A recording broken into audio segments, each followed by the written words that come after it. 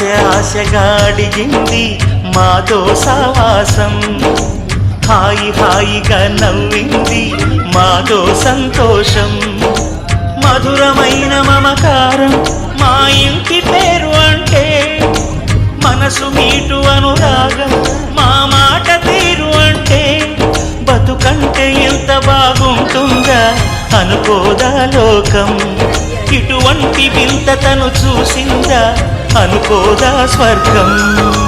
సరే పమాగరే సరే సరే సా, ఆశగా అడిగింది మాతో సావాసం.